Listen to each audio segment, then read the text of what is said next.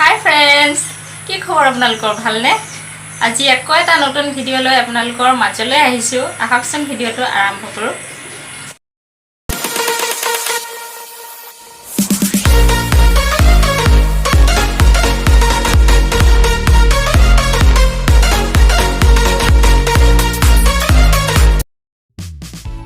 আজি মই আপোনালোকক দেখুৱাবলৈ লৈছোঁ ৰসমলাইনো ঘৰতে কেনেকৈ বনাব পাৰি।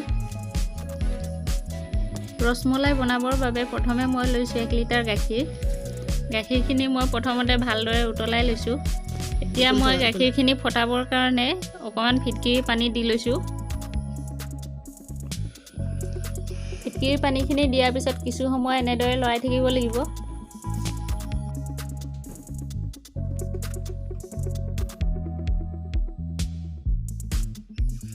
চাওক গাখীৰখিনি ফটা হৈ গ'ল। এতিয়া মই চেকনি এখনত চেকি ল'ম।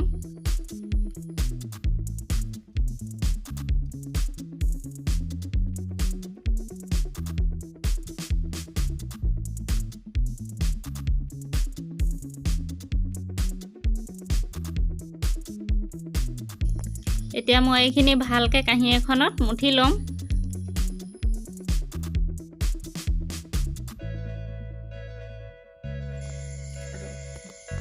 এইখিনি মই এনেদৰে মুঠিম যাতে গোটা গোটা হৈ নাথাকে।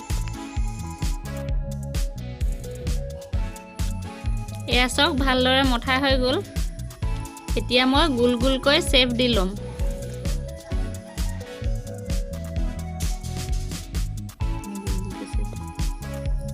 এনেকৈ আটাইখিনিয়ে গোল গোলকৈ মই চেপ দি ল'ম।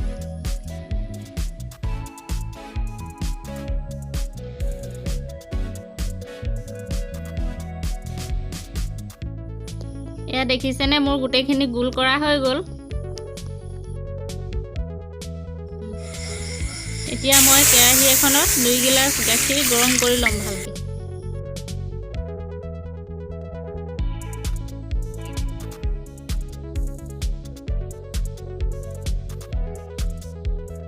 মই আধা কাপ চেনি ইয়াতে দিম।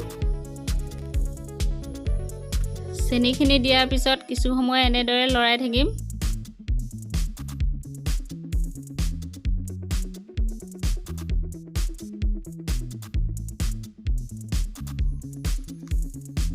এতিয়া মই গোল গোল কৰি ৰখা বল কেইটা ইয়াত দি দিম।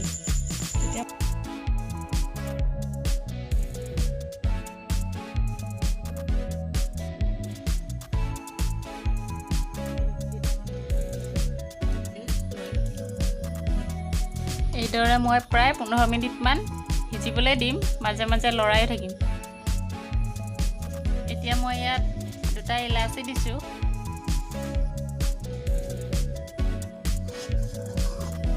ইলাচি দিলে ইয়াৰ গোন্ধটো বৰ ভাল হয়, সেইকাৰণে মই 2টা ইলাচি দিছোঁ।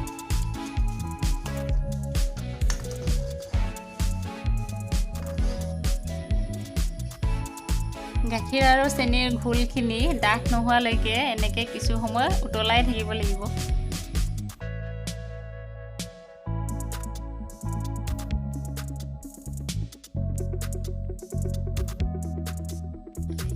এয়া ঘোলখিনি ডাঠ হৈ আহিলে মই এতিয়া গেছটো অফ কৰি এনেকৈ কিছু সময় থাকিবলৈ দিম।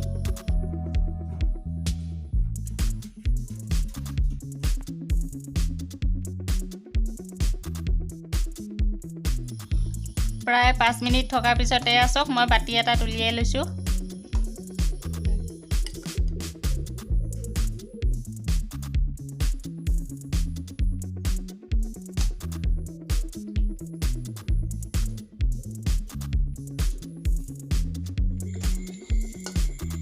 আৰু এয়া আমাৰ ৰসমলাই ৰেডি।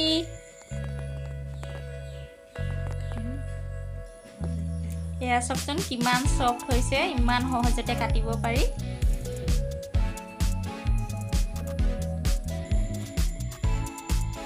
এয়া দেখিলেনে কিমান কম সময়তে কম খৰচতে ৰসমলাই ঘৰতে বনাই খাব পাৰি।